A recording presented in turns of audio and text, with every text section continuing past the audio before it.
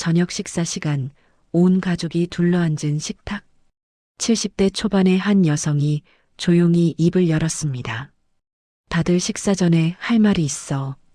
무슨 말씀이세요, 엄마? 그녀가 담담하게 말했습니다. 이 집 팔았어. 다음 주에 잔금 받고 새 주인이 들어와. 순간 식탁이 얼어붙었습니다. 네, 무슨 소리세요? 며느리가 어색하게 웃으며 끼어들었습니다. 어머님, 무슨 농담을. 하지만 그녀의 표정은 진지했습니다. 농담 아니야. 12억에 팔았어. 엄마, 이 집이 전세 아니었어요? 전세? 이 집 내 명의야. 내가 산 거야. 며느리의 얼굴이 새하얗게 변했습니다. 대체 무슨 일이 벌어진 걸까요?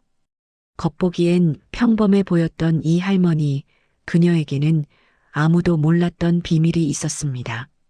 이 놀라운 반전의 전체 이야기가 궁금하시다면 잠시만 구독 버튼을 눌러주세요. 평범해 보이는 사람들의 숨겨진 이야기를 매일 전해드립니다. 그럼 이제 일주일 전으로 돌아가 보겠습니다. 서울 강남의 한 아파트, 새벽 6시. 박영숙, 올해 71살. 그녀는 알람보다 먼저 일어나 부엌으로 향했습니다. 된장찌개를 끓이고 계란말이를 부치고 나물을 무쳤습니다. 30년간 분식집을 운영했던 손은 빠르고 익숙했습니다. 7시 가족들이 하나둘 일어났습니다. 지우야, 일어나야지. 손자 지우가 비몽사몽 나왔고 아들 준혁과 며느리 수진도 차례로 식탁에 앉았습니다.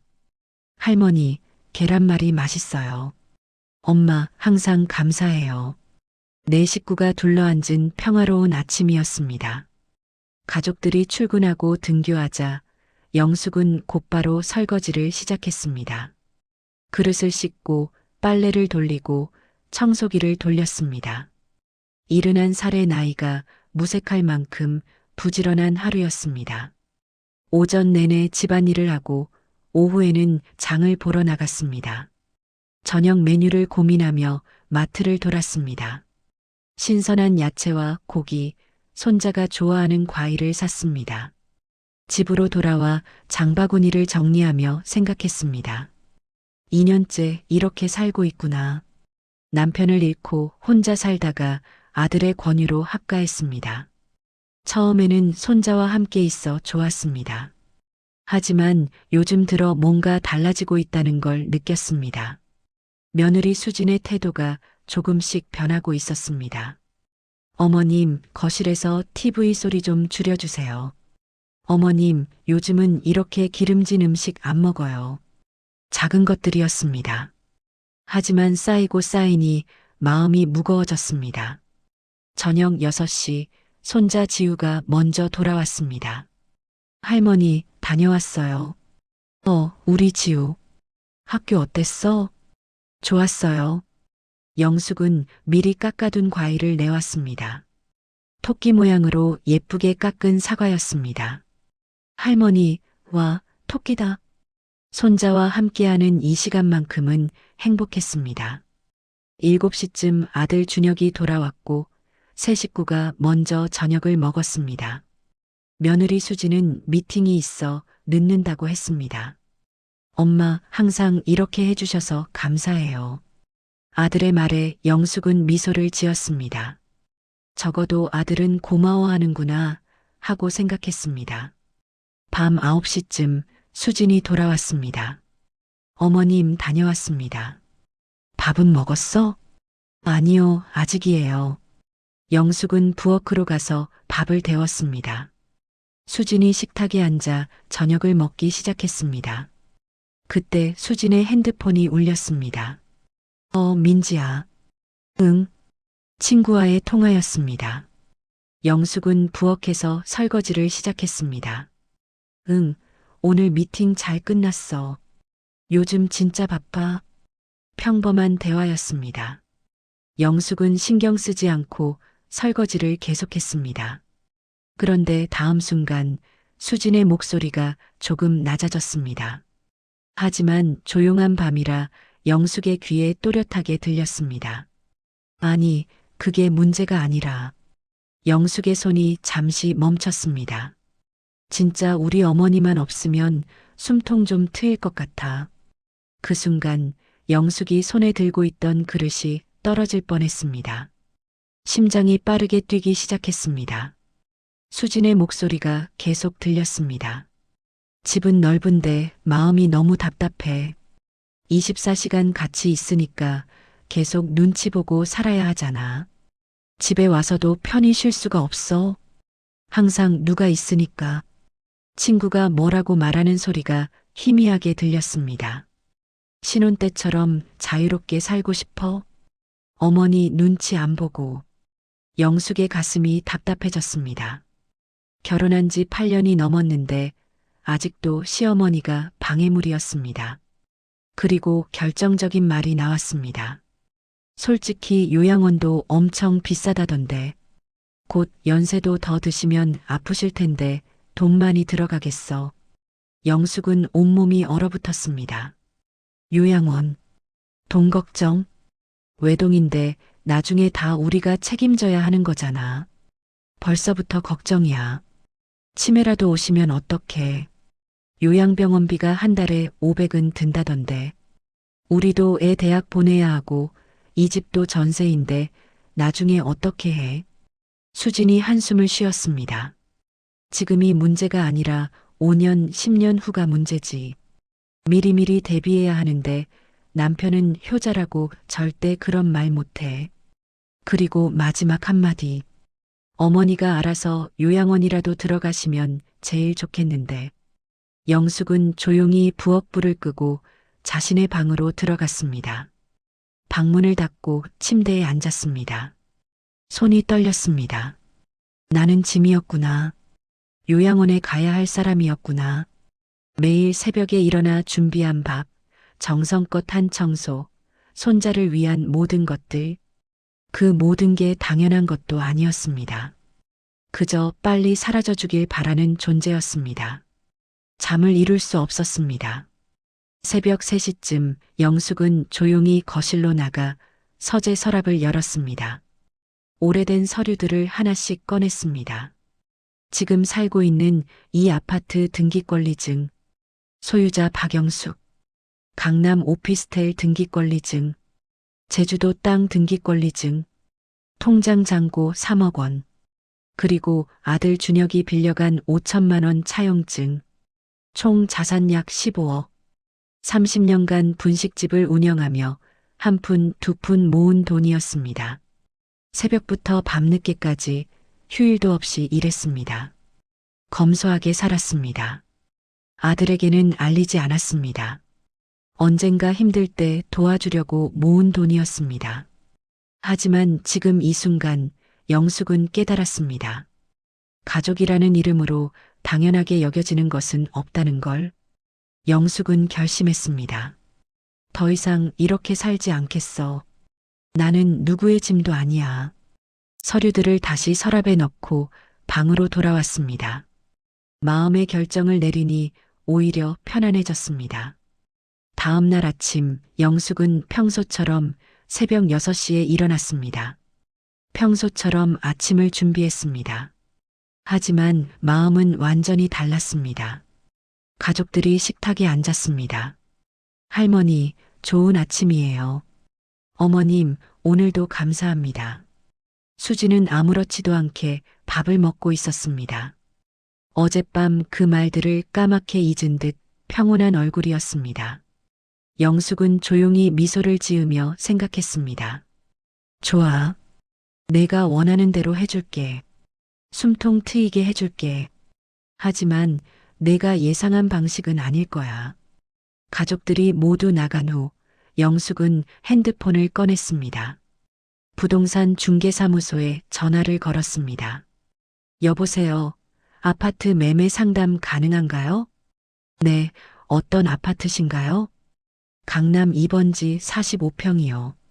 매물로 내놓으려고요. 아, 그 단지요? 요즘 인기 많은데요.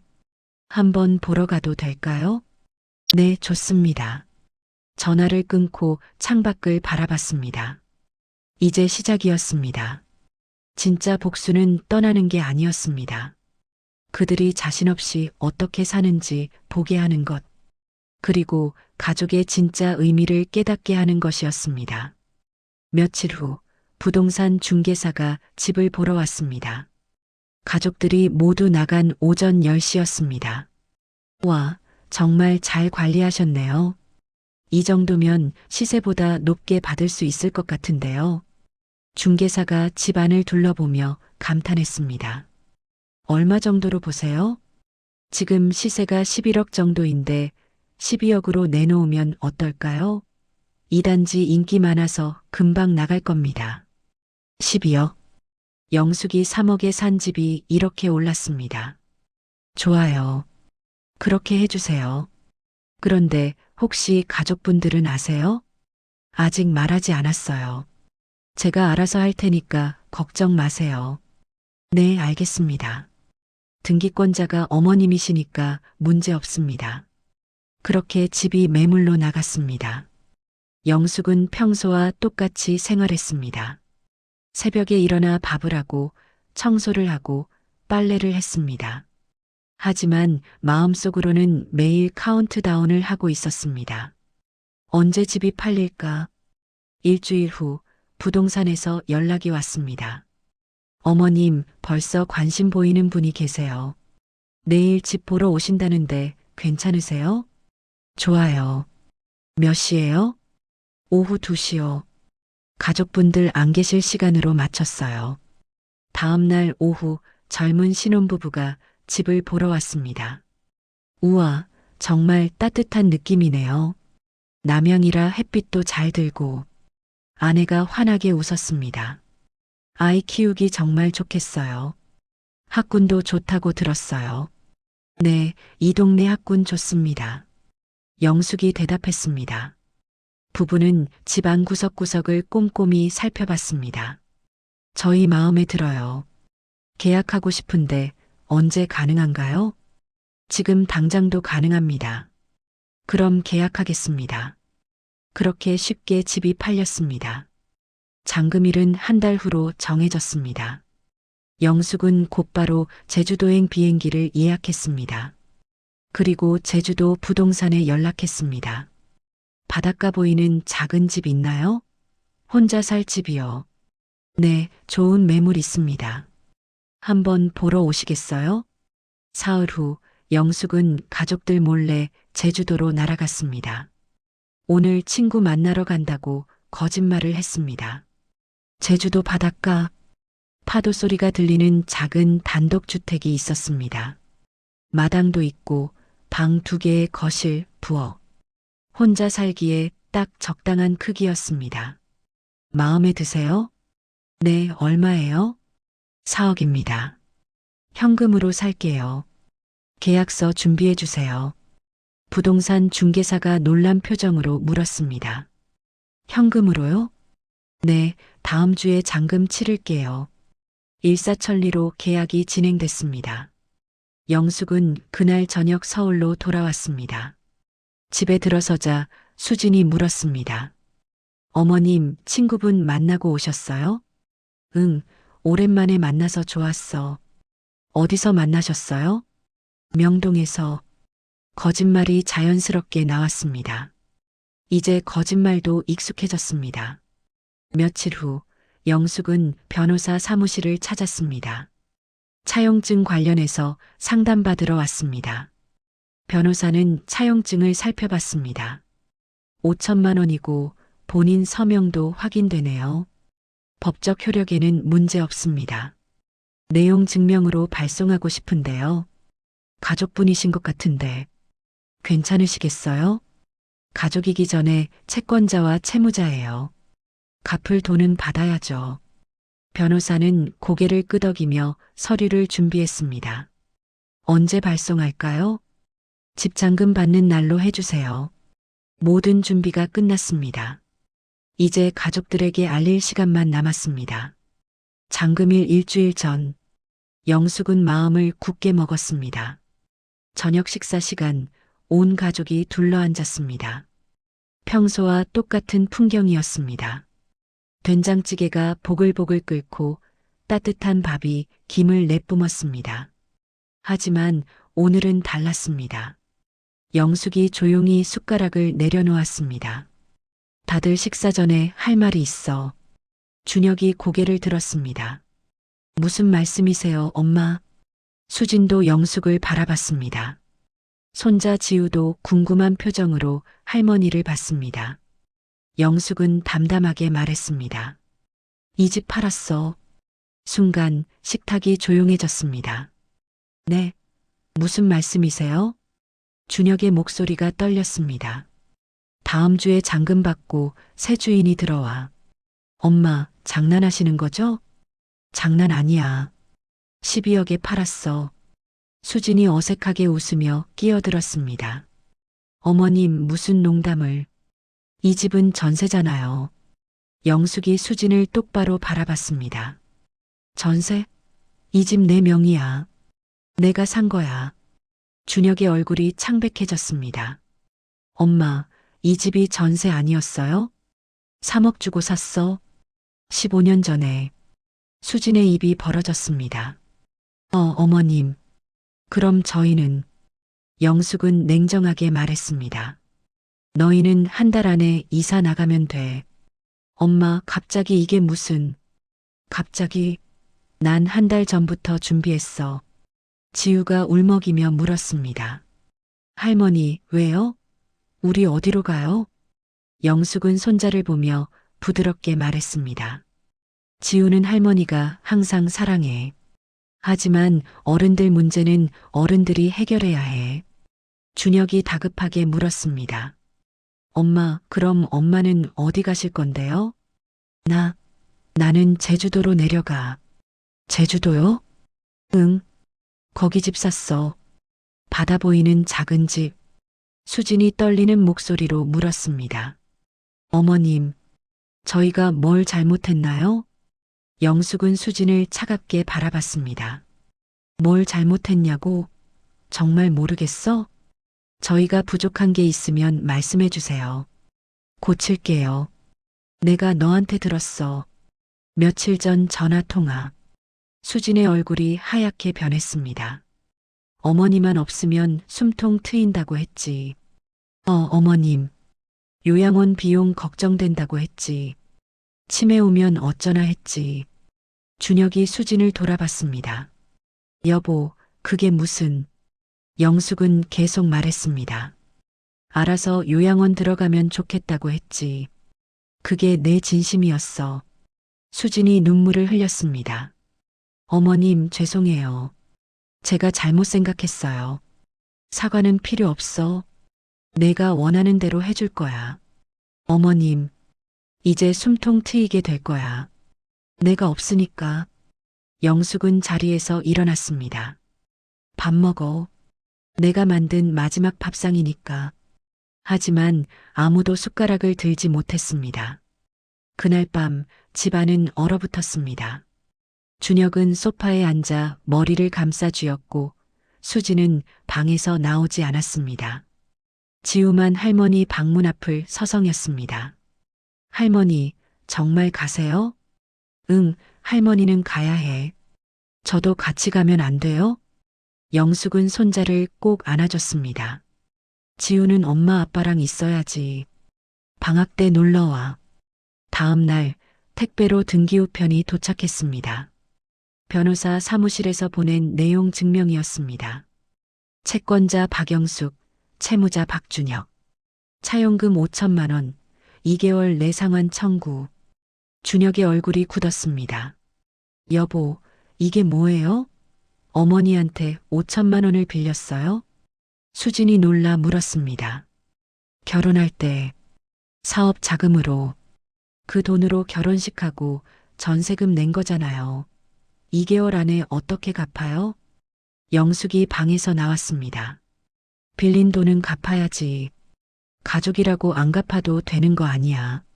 엄마, 이건 너무. 가족이면 서로 존중해야 해. 내 아내가 나를 어떻게 생각했는지 너는 알고 있었어? 준혁은 대답하지 못했습니다. 요양원 보내고 싶어 했어. 돈 많이 든다고 걱정했어. 몰랐어요. 그럼 이제 알았으니까 둘이 잘 얘기해봐. 장금일. 영숙은 은행에서 12억을 받았습니다. 통장 잔고가 15억이 넘었습니다. 오피스텔과 제주도 땅까지 합치면 약 20억. 30년간 모은 돈이었습니다. 은행을 나서며 깊게 숨을 들이쉬었습니다. 이제 정말 자유였습니다. 집으로 돌아오니 이삿짐 트럭이 와 있었습니다. 준혁과 수진이 짐을 싸고 있었습니다. 어머님, 수진이 다가왔습니다. 눈이 퉁퉁 부어 있었습니다. 정말 죄송해요. 어머니 없이 사니까 얼마나 힘든지 알겠어요. 이제 알았으면 됐어. 한 번만 더 기회를. 기회는 너희한테 있어. 이제부터 제대로 살아봐. 영숙은 캐리어 하나를 챙겼습니다. 현관 앞에서 가족들이 서 있었습니다. 할머니, 지우가 울먹였습니다. 우리 지우 꼭 보러 와야 해. 영숙은 손자를 안아주고 아들과 며느리를 바라봤습니다. 잘 살아라. 가족이 뭔지 배우면서 택시가 도착했습니다. 영숙은 뒤돌아보지 않고 현관문을 나섰습니다. 택시 안에서 창밖을 바라보며 생각했습니다. 이제 시작이야. 내 인생의 진짜 시작. 71살에 찾은 자유였습니다. 제주도 바닷가, 파도 소리가 잔잔하게 들렸습니다. 영숙은 새로 산 집 마당에 서서 바다를 바라봤습니다. 서울과는 완전히 다른 공기였습니다. 자유로웠습니다. 첫날 밤 영숙은 혼자 저녁을 차렸습니다. 간단한 된장찌개 하나. 하지만 이상했습니다. 누구를 위해서가 아니라 자신을 위해 끓이는 찌개였습니다. 이게 내가 먹고 싶어서 하는 요리구나. 식탁에 혼자 앉아 밥을 먹었습니다. 조용했습니다. 하지만 외롭지 않았습니다. 오히려 평온했습니다. 며칠 후 동네 이웃들과 인사를 나누기 시작했습니다. 새로 오셨어요? 어디서 오셨어요? 서울에서 왔어요. 혼자 사세요? 네. 아, 그러시구나. 여기 사람들 다 좋으니까 편하게 지내세요. 누구도 왜 혼자 사는지, 가족은 어디 있는지 꼬치꼬치 묻지 않았습니다. 그냥 자연스럽게 받아들여줬습니다. 영숙은 마당에 텃밭을 만들기 시작했습니다. 상추, 고추, 토마토 모종을 심었습니다. 흙을 만지며 일하는 게 즐거웠습니다. 내가 원해서 하는 일이라 그런가. 동네 도서관도 찾았습니다. 젊었을 때 좋아했던 시집을 다시 읽기 시작했습니다. 40년 만에 읽는 윤동주, 김소월의 시. 가슴이 벅찼습니다. 내가 이런 걸 좋아했었지. 한 달이 지났습니다. 어느 토요일 오후 현관벨이 울렸습니다. 문을 열자 지우가 서 있었습니다. 할머니, 지우야. 영숙은 손자를 꼭 안았습니다. 뒤에서 준혁과 수진도 조심스럽게 다가왔습니다. 엄마, 들어와. 거실에 앉은 가족들. 분위기가 어색했습니다. 할머니, 여기 진짜 예뻐요. 바다도 보이고. 지우가 환하게 웃었습니다. 그치?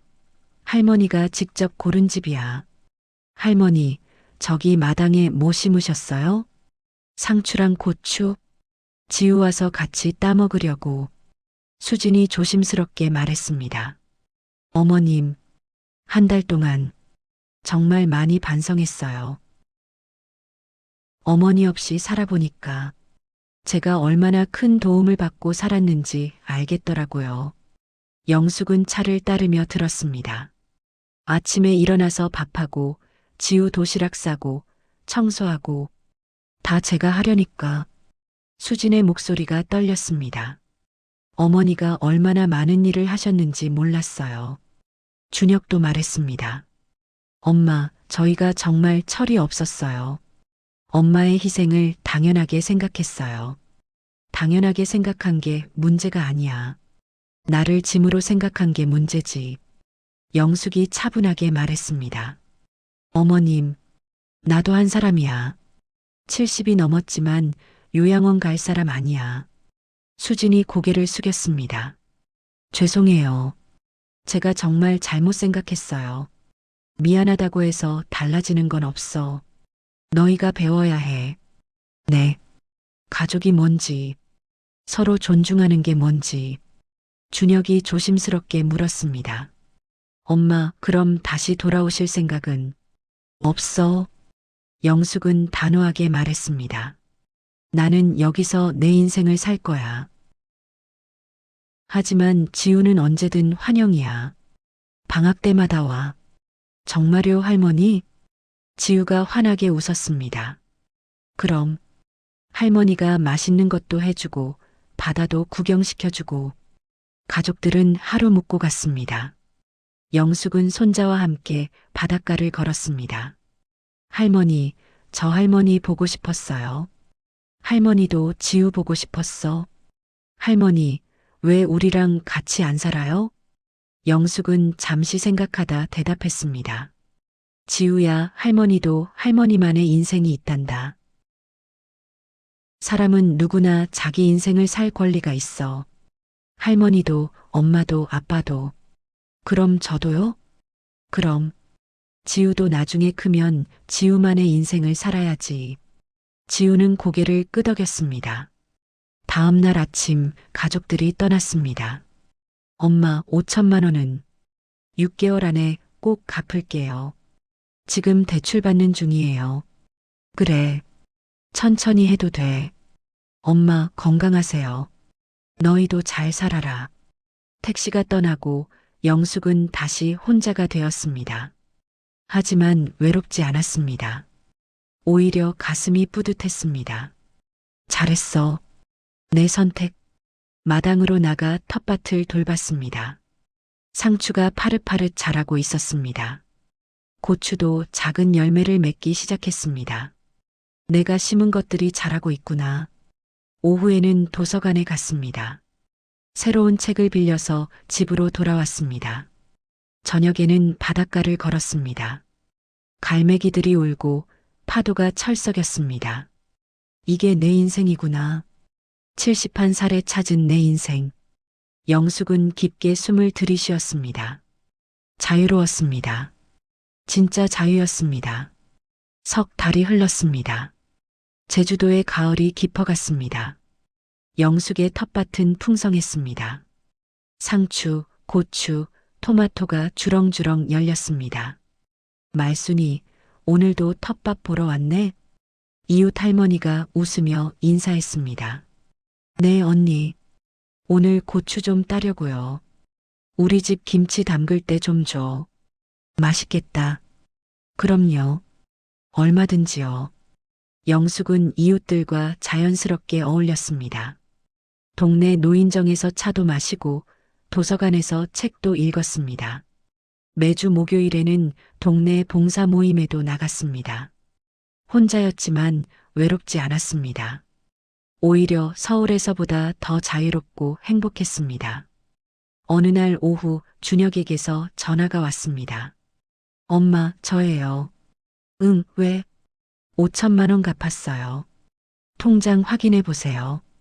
영숙은 핸드폰으로 통장을 확인했습니다. 정말로 5천만 원이 입금되어 있었습니다. 대출 받았어? 네. 6년 상환인데 열심히 갚을게요. 그래. 무리하지 마. 엄마, 그동안 정말 많이 반성했어요. 준혁의 목소리가 진지했습니다. 수진이도 많이 달라졌어요. 이제는 자기가 직접 다 해요. 요리도 하고 청소도 하고. 그래야지. 힘들다고 하더라고요. 엄마가 얼마나 대단한 분이었는지 이제 안 돼요. 영숙은 조용히 웃었습니다. 엄마, 지우가 할머니 보고 싶대요. 겨울 방학 때 보내도 될까요? 그럼. 할머니가 기다리고 있어. 감사합니다, 엄마. 전화를 끊고 영숙은 마당에 앉아 바다를 바라봤습니다. 파도가 철썩철썩 밀려왔습니다. 잘했어. 내 선택. 며칠 후 수진에게서도 전화가 왔습니다. 어머님, 저예요. 응, 어머님, 요즘 매일 생각해요. 제가 얼마나 이기적이었는지. 집안일 하나하나가 다 힘들어요. 어머니는 이걸 매일 하셨는데 수진의 목소리에 진심이 담겨 있었습니다. 특히 지우 학교 보내고 남편 출근시키고 청소하고 정신이 하나도 없어요. 그래도 해야지. 내 가족이잖아. 네. 어머님, 정말 죄송했어요. 미안하다는 말보다 제대로 살아.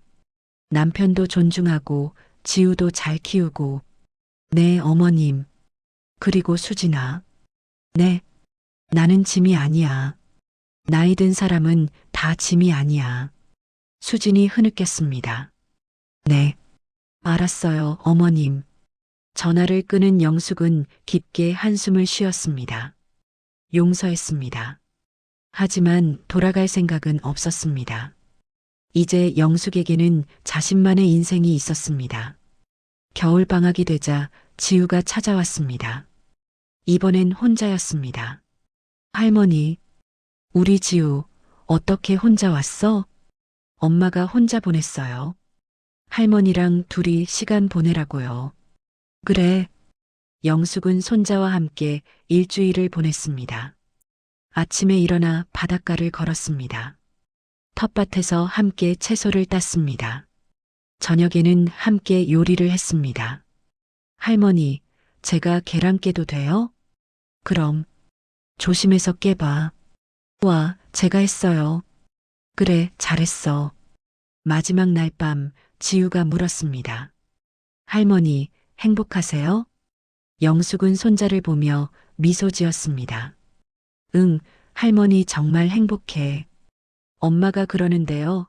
할머니가 진짜 자유를 찾으셨대요. 그래. 할머니는 이제 자유야. 자유가 뭐예요? 내가 하고 싶은 걸 하며 사는 거야. 누구 눈치 안 보고.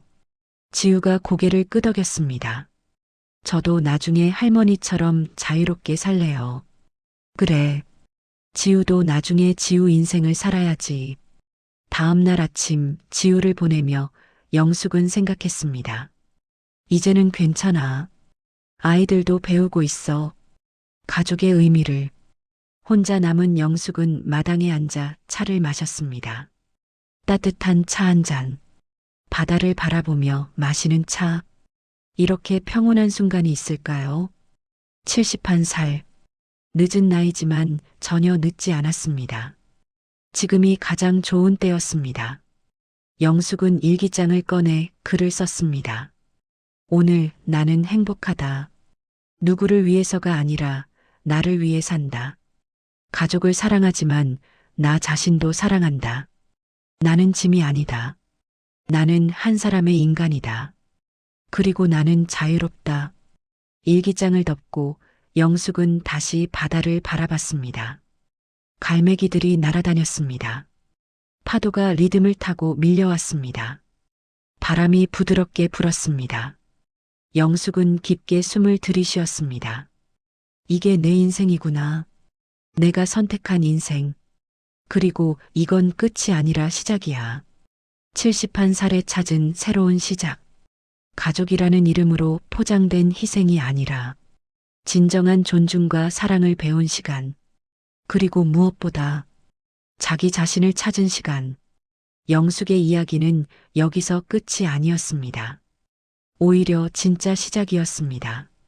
누구의 엄마도 누구의 할머니도 아닌 박영숙이라는 한 사람으로서의 삶. 그 삶은 지금부터 시작이었습니다. 여러분, 이 이야기를 들으시면서 어떤 생각이 드셨나요? 가족이라는 이름으로 당연하게 여겼던 것들이 있지는 않으신가요? 나이 든 부모님을 짐으로 생각하진 않으셨나요? 영숙은 71살에 깨달았습니다. 가족이라고 해서 무조건 희생하는 게 아니라는 것. 서로 존중하고 배려할 때 진짜 가족이 된다는 것. 그리고 나이와 상관없이 자신의 삶을 살 권리가 있다는 것. 여러분도 가족과의 관계에서 힘든 일이 있으시다면 때로는 용기 있는 선택이 필요할 수도 있습니다. 사랑한다고 해서 무조건 참는 게 답은 아니니까요. 오늘 이야기가 마음에 드셨다면 구독과 좋아요 버튼을 꼭 눌러주세요. 알림 설정까지 해두시면 더 많은 삶의 이야기를 가장 먼저 받아보실 수 있습니다. 여러분 모두 행복하세요. 감사합니다.